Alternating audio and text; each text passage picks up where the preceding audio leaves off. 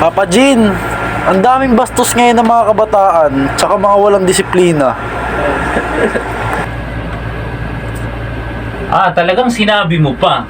Talagang napakarami na ngayong kabataan bastos, walang disiplina, mga pasaway.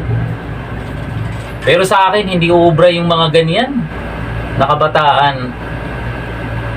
Pumapatol talaga ako sa bata basta pasaway siya.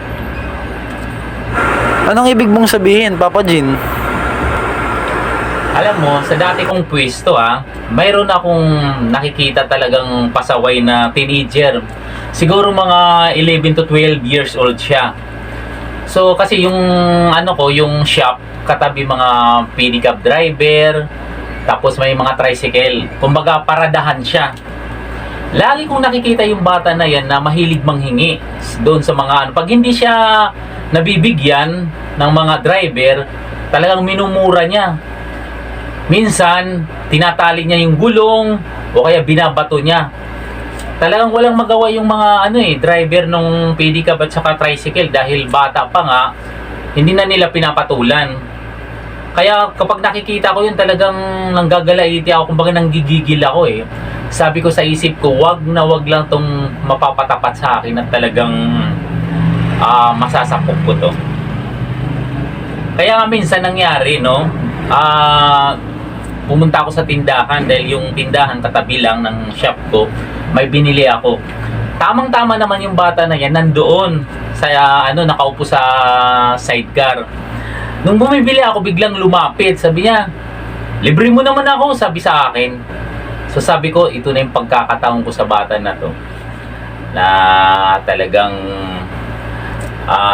mapagsabihan ko dahil sa ginagawa niyang hindi tama. So sabi ko sa kanya, bakit kita ililibre? Sabi ko sa kanya, sabi niya, nanlilibre lang, magpapalibre lang naman ako sa iyo, sabi niya. Ang damot mo naman, sabi niya sa akin. Sabi sa akin, ang damot ko raw, sabi niya. Tapos nagmumura na siya kung ano-anong sinasabi. Tapos sabi ko sa kanya, ano ba sinabi mo? Pakiulit.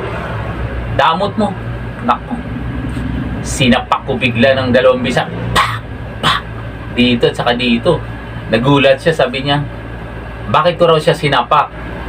Kako, yan ang nababagay sa iyo na na hindi ka naman hindi ka naman pinakipakialaman, pero napakahilig mong mangasar doon sa ibang tao, tapos pag hindi ka binibigyan, pag naghihingi ka ay minumura mo kung ano-ano pang ginagawa mo. Kaya sabi niya, nagulat din siya nung pagkasapak ko sa kanya. Maya-maya sabi niya, isusumbong kita sa nanay ko at pupunta ako sa barangay. So ngayon, kinuha ko na yung binili ko sa tindahan, iniwan ko na yung bata doon, na yung sinapak ko. Ngayon, nandun lang naman ako sa shop. Inaantay ko kung anong mangyayari, kung pupunta yung magulang o yung nakahanda ako syempre at sasabihin ko talaga kung anong ginawa ko sa kanya. Hindi ko itatanggi na sinapak ko siya dahil sa kanyang masasamang sinabi sa akin. So wala naman, hindi naman pumunta, walang pumuntang magulang, walang pumuntang barangay. So after 1 week, nakita ko siya parang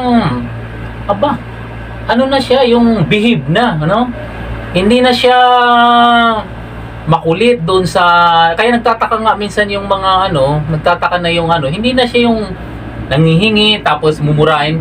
Wala, nandun lang siya, dumadaan, tapos hindi na siya nangungulit, di ba? Kumbaga siguro natauhan siya na may magiging katapat siya pag ginawa pa niya, di ba? So yan ang ko dapat sa mga kabataan, o kaya sa mga magulang, na huwag kayong matakot disiplinahin yung anak nyo. Kasi pag hindi nyo dinisiplina yan, kalalakihan nila yan. Sa paglaki nila, kung ano yung nila, yung nakagis na, nakalakihan, yun ang gagawin nila sa kapwa nila. Dapat ituro talaga yung tamang pag-uugali, di ba? So mula noon, nakita ko, naging mabait na yung bata, di ba? Pero wala akong pinagsisihan sa ginawa ko sa kanya. Yun lang masasabi ko, di ba? Bata. Pag may pagkakamali, disiplinahin. Effective pala yung ginawa mo, Papa Jean.